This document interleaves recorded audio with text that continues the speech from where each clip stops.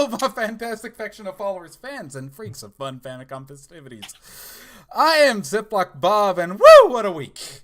I'm one of the two hosts of Sequels Round Podcast, and this is a talk show where we talk about video games, their culture, design, and psychology, and all that wonderful stuff. And why am I talking quicker than usual? Because this episode's going to be a doozy. So, first off, Stacy, Zez, Stacy, it's nice to have both of you on at the same time. Yes, it is. It's kind of, it's interesting. It's interesting. I was out of town last time Stacy was on, so. He told me he went to that town, though. That town? Philly. After what happened between the Minnesota Vikings and the Philadelphia Eagles, every time I hear Philly, oh, it's that town. Hey, we thank you guys for our trips to the Super Bowl. Listen, I'm still taking out on our quarterback. Which one of the seven? Yeah, Yeah, Rad. Zez? Yes, Bob? I wouldn't talk too much shit considering that I'm from Upper Central Redneckia and our football fans are still not dumb enough to tear up their own shit. Take that microphone, just drop it, and walk away. We helped Santa Claus with batteries. Stop. Can we just rewind this for... Why would you pelt Santa with batteries? What in the world did he ever do to you? Like, he didn't bring me that car, you dirty old man! He kept bringing me coal. Well, heck, people keep on saying that coal miners need jobs. Oh, Jesus. Oh, Jesus. So, Says, lead us into our first normal topic, if you'd please. All right. Santa Diego, McLean City. Stacy, what have you been playing recently? What have I been playing recently? Oh, matter of fact, Final Fantasy 15. Oh my, right there, yep. That game is the emotional roller coasters of emotional roller coasters, and it made me stop and go, wow, a Final Fantasy game can be a Final Fantasy game again, instead of it being just this lackluster disappointment. Which 13, 12, all of them were. You know, 12 is a hotly contested issue, but that's besides the point. But like for me, I haven't had one that really hit me since 10. I played 15. It was just like, I'm not crying. I'm good. Yeah, I felt the same way. For me, since 10, it's kind of been disappointing since then. Mm-hmm. Well, there's something about the Spice Boys that just gets me right. And I was in your chat going, it's like, okay, so you've got sporty and baby and posh and scary. You got all the Spice Boys. I think you just get them confused with their sausages. They're spicy sausages. Daddy, would you like some sausages? Talk about worst movies of all time. Seriously. I think that was a cringe fest, but it could be worse. Speaking of Final Fantasy, I've actually been playing the mobile game here lately. Really? It's a lot like that Kate Upton, that mobile game that Kate Upton was doing the commercials for. Who? She had a Kate Upton, the chick with the huge rack. There's a lot of them, Bob. On the Super Bowl commercials, that was she Game was doing of War, Fire, and some shit. But but basically how it works, it's you have a base and you can upgrade things as like you have things like, oh, you upgrade this and it generates more gil or food for your troops or whatever per thing, and like you can send your troops out and you know you're running a little empire. Okay. But it's very Facebooky and like its gameplay. Wait, isn't she the chick that got busted for the nudes? Like they hacked into her personal account? No, she didn't get busted. Her nudes got leaked out of a private account. Well, that's what I mean. Okay, I remember her for that. That's about it. I'm terrible. Okay, I don't. All I remember is hearing that name and remembering nudes, and the nude apocalypse or the pornocalypse or. what was it? The fappening. That's what it was, the fappening. Oh, Jesus Christ, that is a long list. It keeps going. Like my penis. I'm sorry, I couldn't resist. I am 2 today. Today? Ziploc? Today? Sorry, you hang out in my chat all the time. I can attend. It's not just today, man. What's funny is I have a goddammit dragon emote. You're going to get a goddammit Ziploc emote. You know what? Get me partnered and I'll get you a goddamn Ziploc emote. How does that sound to you, okay? Give him a sub badge. Just the sub. His 1-year sub badge is just Stacy doing this.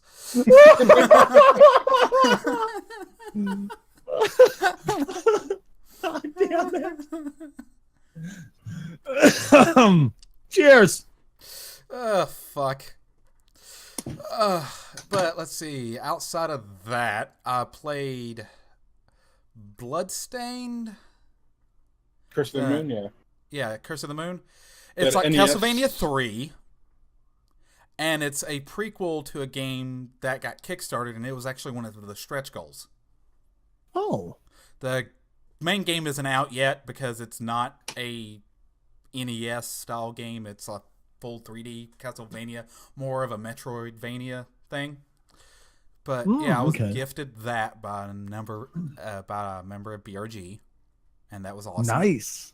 Like I woke up and I'm like, hey, someone gave me a game, and it's not a troll. This is awesome. The game's actually good. My favorite troll game, Fidget Spinner Simulator.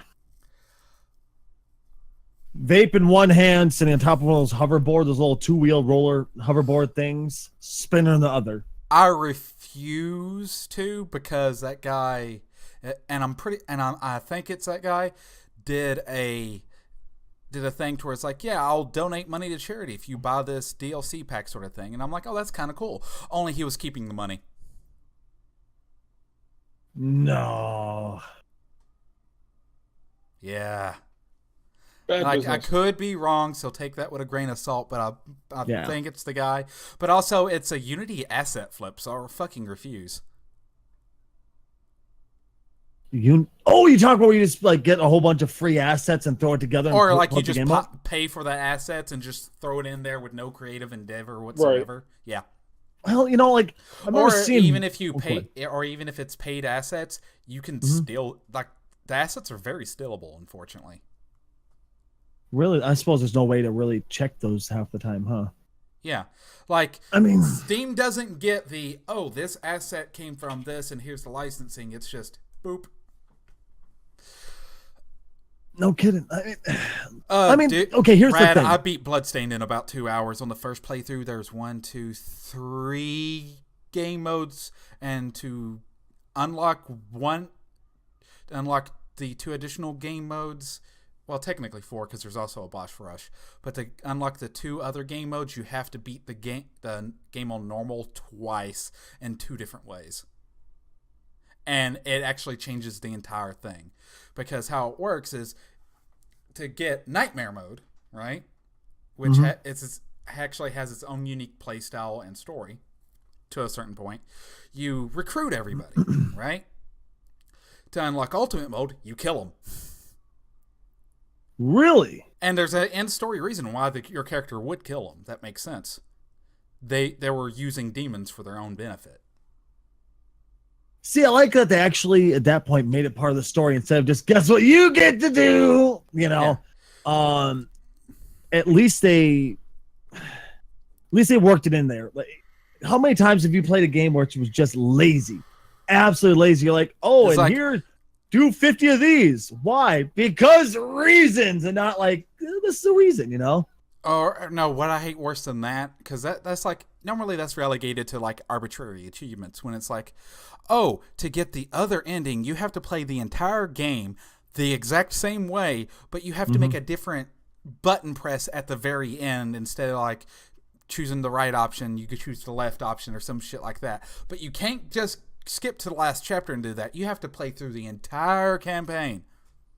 Play through the whole thing, just make the different decision at the end. Fuck you. That's nonsense, man.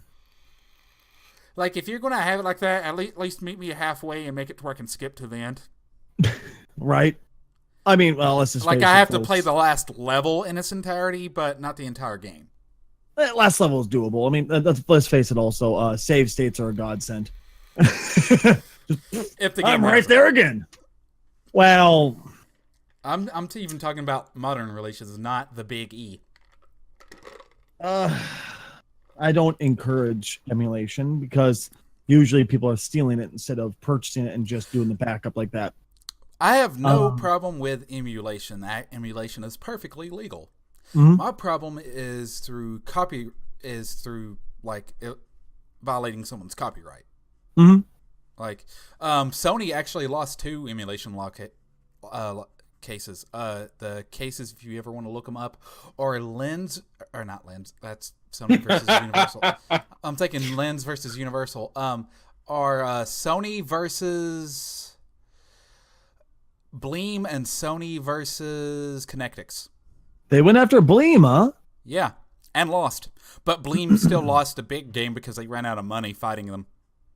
Connectix had the biggest win because Sony just bought them outright, but by that point the PS2 was on the way. I had no idea. I mean, at that point, though, wasn't it just the Gleam, if I remember correctly, only played the disc? It didn't actually play a ROM. It only played the disc, and it even enhanced it.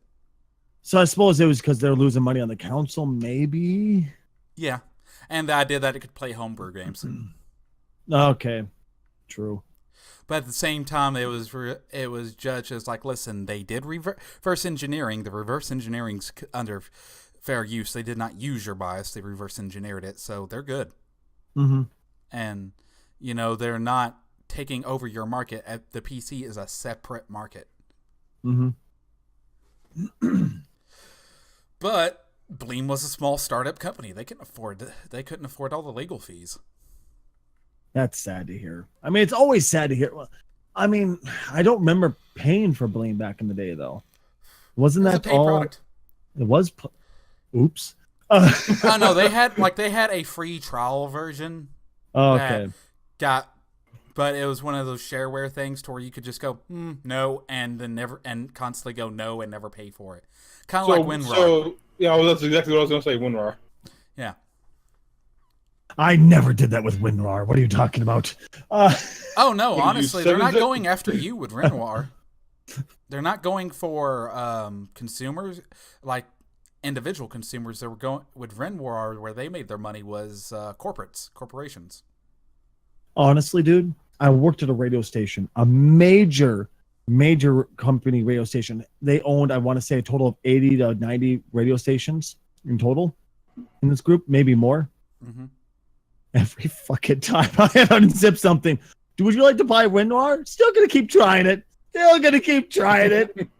I'm just like, Jesus Christ, how fucking cheap are you people?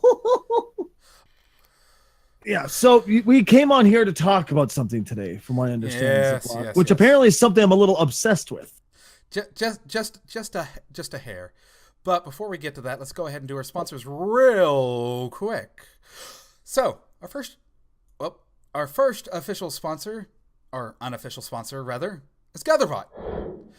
GatherBot by Opera Event is a bot that we use for the show. We use it to fund everything here, whether it be through the free tips, using mobile games and such, or just donations to the stream directly through GatherBot. And it's just how all of our support is funneled to where we don't have to take ads from Audible or whatever company that's constantly doing their roles. It's just, hey, here it is. Secondly, what's the next one, Zez? We also have we like to give a special shout out to Cheers subs and Twitch Prime users. Twitch Prime is a way to watch ad-free on Twitch by linking up your Amazon Prime account. And lastly, our charity for the month of June. And for you poor YouTube users, yes, this is lined up with when we stream it, not when it goes live. So on YouTube, so sorry. Our charity of the month is StackUp.org. It was founded in 2015 with the idea of bringing both veterans and civilian supporters together through a shared love of video gaming, through their love of just, video gaming and wanting to help, because support groups kind of work that way. Today we're going to talk about one second. We're going to talk about... Bob's like, there's too many choices. Shit. I forgot. I knew I forgot something. I knew I was going to screw this up eventually. We're going to talk about the air assaults and the supply crates. I'll go ahead and take the supply crates, and you can take the air assaults, Zez. All right, you want me to go first? Yeah, go for it. Air assaults are Stack Up's hand-picked deserving veterans and pays them to attend life-changing video game and geek culture events such as Comic-Con, or what's going on as of the recording of this episode, E3, PAX, or even Dev Studio tours. Yeah, and their airfare's paid, their food's paid, their lodging's paid, all of it. And that is exactly what the money you guys donate to them goes to, so please put it down below, as well as their other programs such as supply crates. Supply crates are like care packages, right? Care packages, if you know somebody in the military, you normally send them like some candy, some book, something to read, and some music and shit like that. But instead of sending that, they send them actual tech, like gaming PCs, PS4s with copies of FIFA, and 4 controllers so they can have multiplayer tournaments, and stuff like gaming magazines, because they might not have internet access to keep up to date on shit like that. But that is that with our sponsors. So let's roll on through to talking about a abridged history of the mainline Final Fantasy games. You can call it a bridge all you want. It's not going to be any shorter. No. I call it an jam. abridged history of mainline Final Fantasy games, because here's what's not going to be included, okay? We're not talking about the Legend series. Mm-hmm. We're only selecting a few sequels here and there. That's what me and Zez are going. We're not doing tactics. We had it be on another episode when we do the other games. So no Crystal Chronicles, no tactics. Sorry, guys, that will be another Chocobo episode. Dungeons. Come on, man. No Chocobo Dungeons. No. Question though: are we going to talk about fat chocobos? Oh God, those fat ass. And like no Crisis Core, no. That deserves to have enough time to breathe. It is that good. Okay? Okay. I'll invite you for that episode, damn it. We'll have 2 guests if we have to. Just make Stacy happy. Give it to him. It's like, but yeah, and also another reason we're doing not doing the Legends games is because it is and isn't a Final Fantasy games. They're actually remakes of Saga games. Mm-hmm. But I'll get to that later. Are we going to be touching on the movies at all? No. Okay. Because there's been a lot of them. We can mention that if a certain game had a movie, and that's about it. Mm-hmm. Okay. But the only other thing that's just like, no, we're just fucking no, is like just all the mobile games just get thrown out as well. Ugh. There actually were a couple good ones. They just didn't get released in the U.S. As always, we get the butt of it. Instead, we get like Age of Fire ripoffs, and ones where you could have to pay anywhere from 99 cents to $100 to get fucking Cloud. Hell, which one were you playing? The first Final Fantasy mobile game did that shit to where you paid to get a random character unlock, and you could only get these premium characters by unlock, but you didn't pick which one. It was a lottery. Loot box, basically. Before loot boxes. I'm so glad I didn't play this crap. Oh, no. It's worse because it was not a free title. It was a paid one. On mobile. So, like, yeah. But anyway, so let's start off with the first one. Final Fantasy I was released December 18th, 1987, released for the NES, and has been made for pretty much anything you can imagine, through remakes, through straight-up ports, and fun fact, the first time I actually beat this game was on one of those slide phones. No kidding, really? Yeah, I had that and Street Fighter 2 on it. That's what I love. And it was an most emulator. I actually paid for it. Gee, that thing on those slider phones, man. I mean, it's bad enough on a tablet, which is bigger. Those slider phones, those things were tiny, man. Yeah, the screen was this big. Oh, that game was bad enough on the big screen too. Yeah. So, Final Fantasy. The first Final Fantasy takes place in a world with 3 large continents. The elemental powers of this world were determined by 4 mystical orbs. This is going to be a theme. Each governing one of the classical elements. Earth, fire, wind, and water. No heart. Damn it! No captain today. Basically 400 years before the prior start of the game, these people, all of them were stolen. The world was basically global warming happened. For some reason.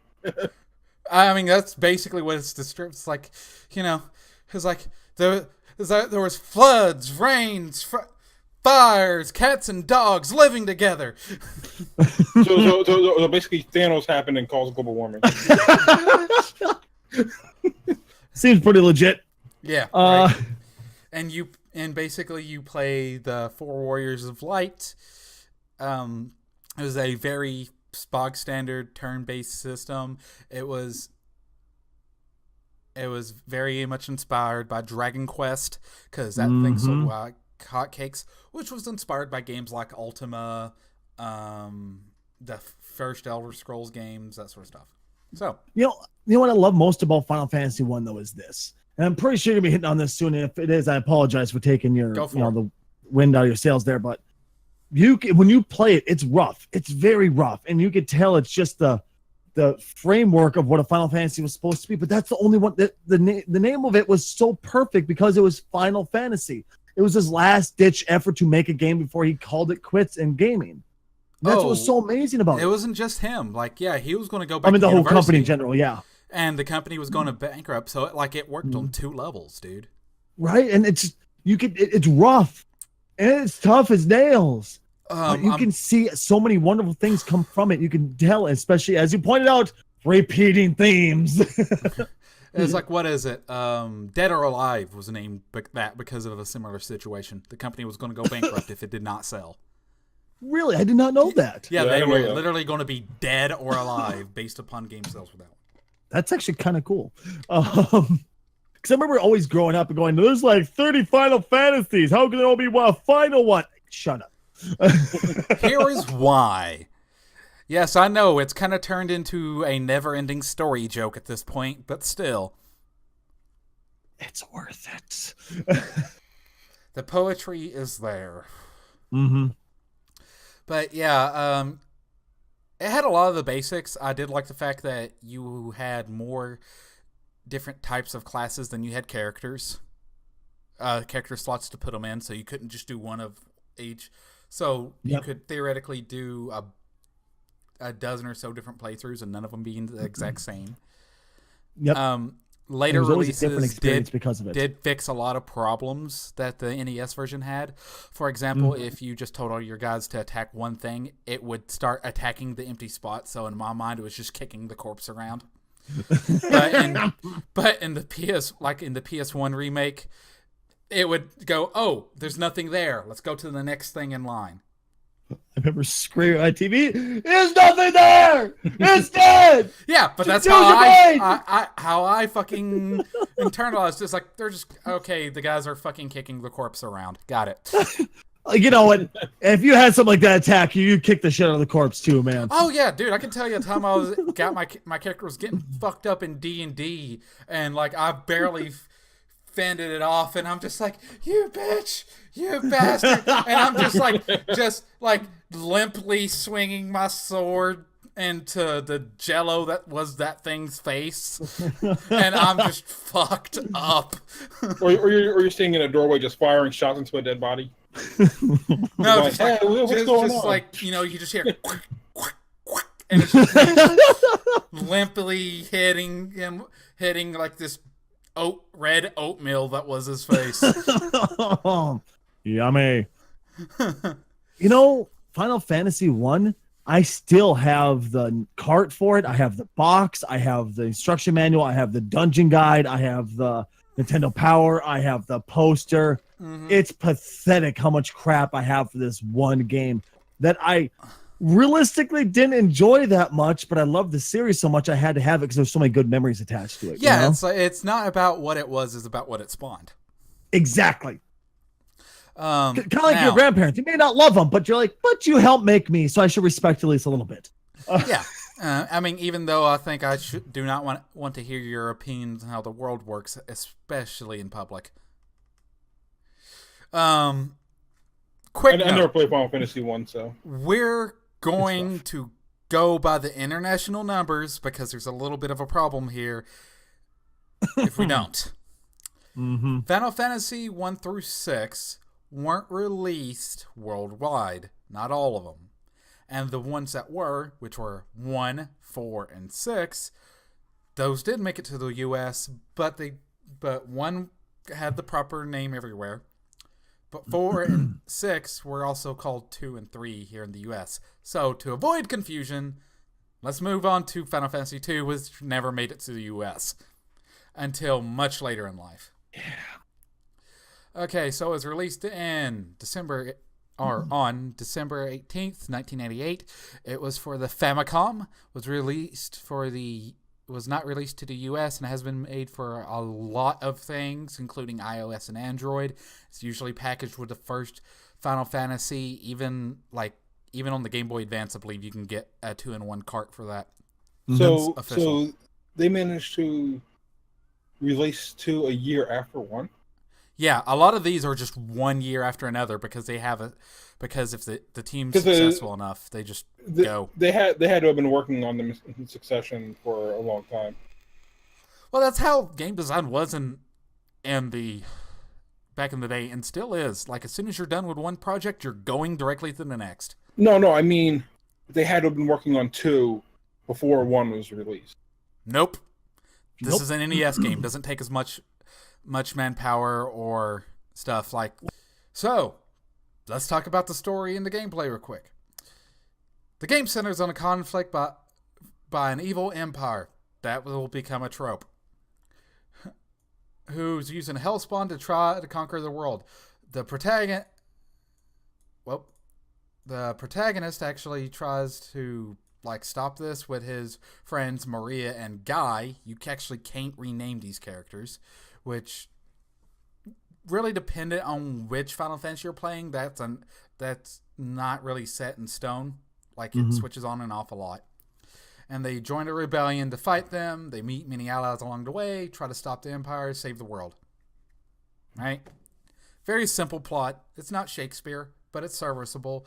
And honestly, I have played this one through fan translations before it got released in the US in a format that I could get a hold of. Because I think I bought the Final Fantasy Origins on the PlayStation Store to play this properly. Oh, good old. Going back to what I was saying, they did start working on it while 1 was in production. They did? Okay. Yep. But that typically wasn't the case back then. It was just done, and now let's cranking out the other. They decided once they made 400, they decided to manufacture 400,000 copies of the first one, so that they could work on a second one. They went ahead and pre-sold that one, and right. Gotcha. And the first one's kind of buggy, and that could explain why. But this one's kind of unique when it comes to its combat. They did not use how you progressed. It wasn't experience-based. As far as your experience doesn't apply to your entire character growth. It's you do an action you do a certain action enough times, a certain stat will go up. You use swords, your sword stat will go up. You use magic, your magic stat goes up. You get hit, your HP will go up.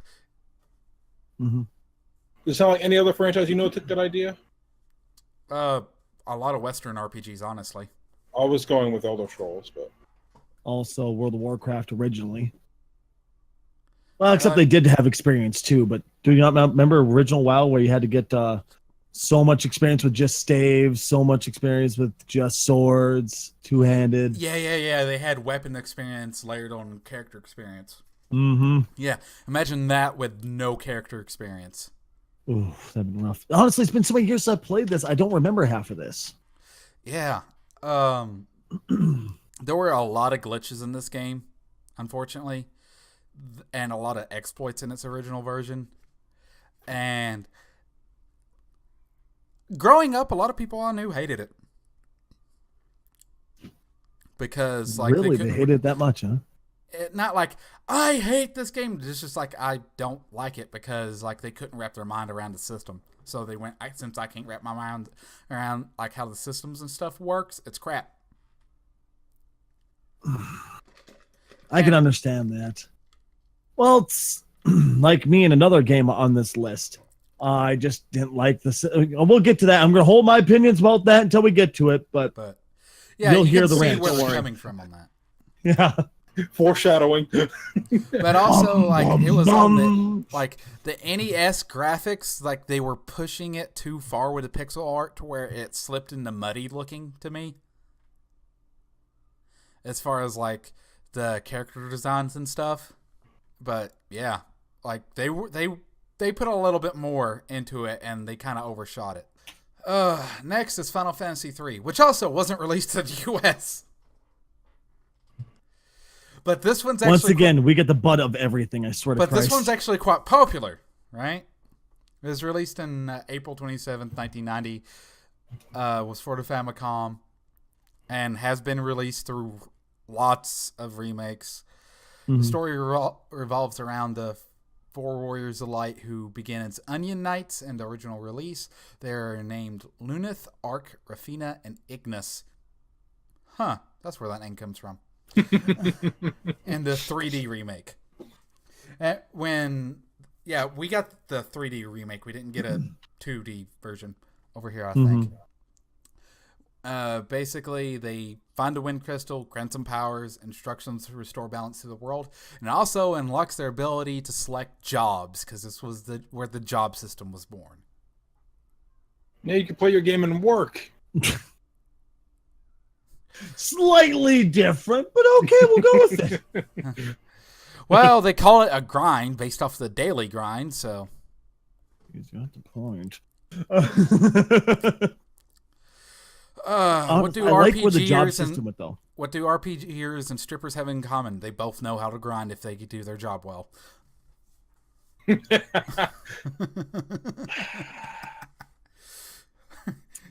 No, but honestly, I like what the job system was. I like where it went. I love what it did with the Final Fantasy genre, or the Final Fantasy series, excuse me, and what it did with really the RPG genre itself. How it changed what RPGs were. It wasn't a Final Fantasy exclusive, obviously, but I would like personally, I'd like to think that Final Fantasy kind of went, that's nice. This is how to do it right. Yeah, and to me, like, Final Fantasy for a long time was that. They were the stalwart for RPGs. Mm-hmm. Well, them and Dragon Quest, and then Square, Soft, and Enix merged. And, yeah. I thought it was much later. I thought that was much later. Yeah, that was much later than this game, but still. I thought that was like around 10. No. I think that's around 12? Maybe? Squeenix? Becoming Squeenix? No, yeah. I thought that was before. To the Google. Yeah. You Google, we'll figure this out. When it became Squeenix, it was 7 was the first time as Squeenix. Really? Yeah. Yeah, that sounds about right. Okay. I thought it was much later for some reason. I swear I thought it was Squaresoft. Much later. Anyways. But yeah, I actually liked it because they had some really interesting, I like systems in RPGs more than I like stories sometimes. And this was definitely the case with this one. Yeah, because I like math. I like figuring out how to break systems. because every game is math, and RPGs are one of the games to where you can get to the math a lot cleaner. It was 2002. Okay. Really? That's it was after Kingdom Hearts. Yeah, that's what Rad just said in chat there. Really? I could have swore it was Square Enix for 7. I don't know why. I could have swore it was. Okay. Oh, God. It's been years I've had to use this knowledge. Yeah. Forgive me, everyone listening. I do apologize. Okay. This is the one spinoff of a spinoff that I'm throwing in here because of Stacy. Mythic Quest. Mystic. Whatever. No. This is not a whatever thing. This is a real Final Fantasy game, despite how much you hate it. Let me explain why I do not consider it a Final Fantasy after I get through some general basics before I actually get into how the game played and stuff. Cool? Mm-hmm. Cool. Released October 5th, 1992. It was on the Super Nintendo, and it was made exclusively for Westerners. And in Japan, it was called Final Fantasy USA Mythic Quest. Now, here's why I consider it not a Final Fantasy game. It's made by the same team who made Final Fantasy Legends 3. It had a lot of the same overlap there with the systems and stuff in certain ways, but even more pared down than it was in 3, because 3 had the excuse of it's a Game Boy game. The Final Fantasy Legends series is a rebrand of the Saga games for a Western audience, because we don't know for the longest time, we didn't know what the Saga series was. Mm-hmm. So that's why I'm like, is it though? Or did they just throw a game together and use some brand recognition? Okay. Here's the thing with Mystic Quest. Is they went, okay, there's a whole bunch of people out there who have no idea what a Final Fantasy game is. They have no idea what an RPG is. We want to introduce them to our type of game so we can hook our little claws in them and get all their money, but we got to make sure it's entry level. And came Mystic Quest, one of the most basic, easy to get into RPGs ever made. Yeah. And it was just like, oh, let me see your hand. Come here, little kid. Let me walk you through on how to do this properly, It's not terrible for it, it's... Okay, it's not terrible under the impetus of you're treating it as, I'm giving this to a 5-year-old. It's baby's first RPG. They're old enough to know how to read well enough, right? But here's the thing. Here's where I think they overdid it. Even as a young kid. And a lot of people are like, oh, kids are dumb. It's like, yeah, they're smarter than you think they are. I will argue that I was a fucking idiot. I was a dumbass. I didn't get much better as I got older, but when I was it a real comes to dumbass play, kids are smarter than you think they are. Fair enough? I'll give you that. And at the end of the day, this is play, right? Mm-hmm. As long as they define it as play, they will apply themselves a little bit more, right? Mm-hmm. Yeah. So, like, say if you're 10, or, hey, I've never played an RPG before and I'm an adult, this is not for you. And they overdid it to the point where it felt patronizing. And here's why I specifically choose the word patronizing. When you're playing the role of a character and not a group of characters like most Japanese RPGs, like this is more of a Western RPG in that fact that you're only the one person, right? Mm-hmm. Like you're the hero, right? Mm-hmm. Every time you got like switched out and got a new party member, they out-leveled you and you were the dead weight. I can understand why that was frustrating, but at the same time, you had to make it accessible to new players. Right. Yeah, but I think they made it accessible to the point of tedium. Because you couldn't. No, you can't view what would be a child's game. You can't judge it on the same scale as an adult game just because you like the series of game. Well, it's not even that. Oh, I like the series of game. It's like I'll even admit and meet halfway with if you're giving it to a child, it's fine, right? But or if you're giving it to a newcomer, not so much. Ah, come on, Bob. I think they overshot the paring down. I do agree they overthought it a bit, but you do have to make it a little easier, man. I mean, Yeah, a little Dark easier, Souls is but- one of the exceptions to the rules where guess what? You new to this type of gaming, bend over and take Oh yeah, it. I'm not saying that. Oh, the Final Fantasy game needs to be hard and blah blah blah. I was like, no, but at the same time, I should have enough room to experiment. I'll give you that. And this game did not have it. I'll And that's one absolutely of the agree with reasons you on why it gets like a lot of people don't hit on it, but it's one of the reasons why it's so loathed within the community. that. I can't wait to play that on stream just so I can hear everybody come in like, "Oh, this game! Why are you playing this game?" Yeah, but it's just an entire thing of what the fuck, like. You took out a driving force of what like got me interested in RPGs. Like honestly, the best intro RPG I have found is made by SquareSoft, but it's not a fucking Final Fantasy. Super Mario RPG: Legend of the Seven Stars for Super Nintendo. That was a good RPG. I love that game And to this like day. it's accessible. Yes, yes, you could fail.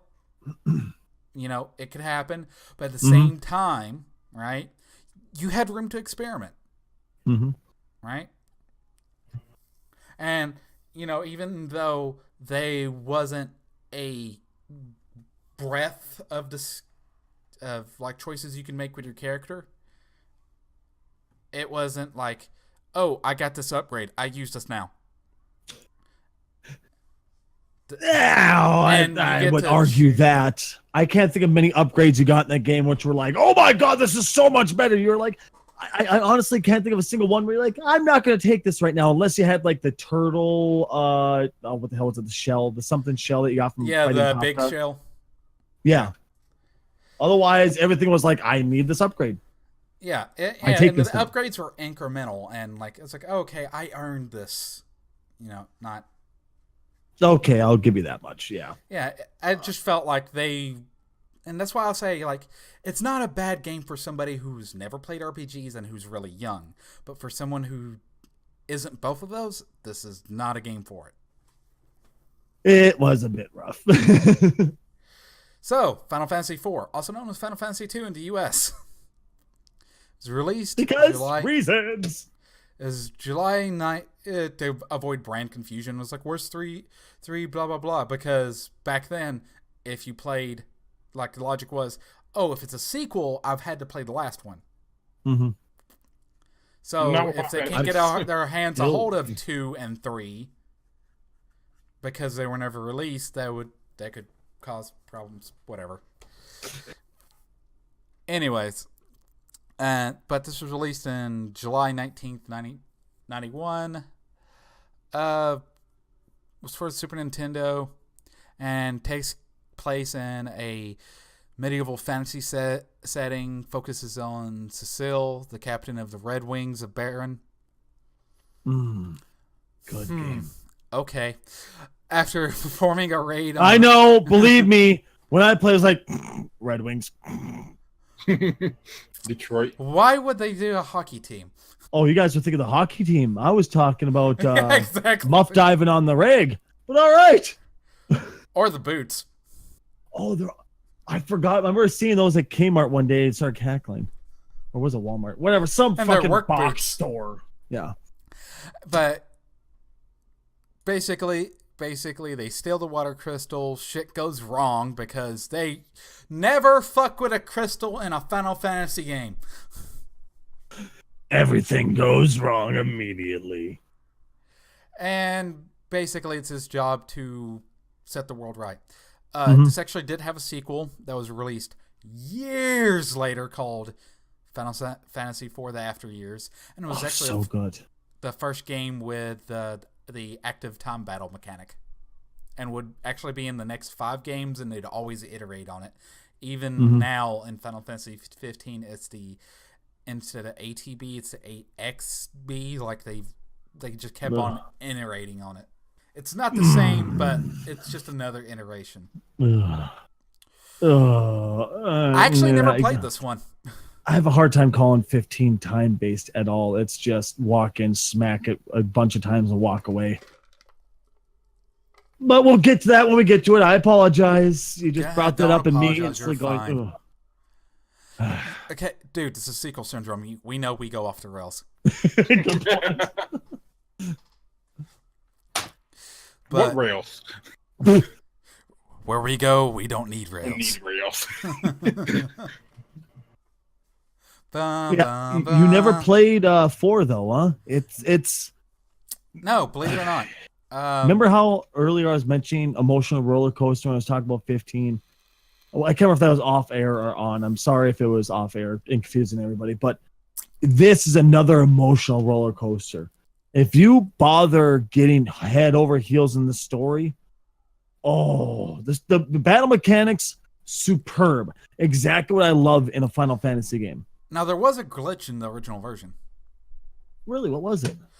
Sometimes you'd have to scroll through the entire party twice to get to a certain member, even if everybody was able to be selected. I never experienced that. Like I said, in the original release. Oh, okay. Yeah. Like, on the Super Nintendo, which, fuck, when's the last time... Like, seriously, my Super Nintendo is now a paperweight because of a bad transistor.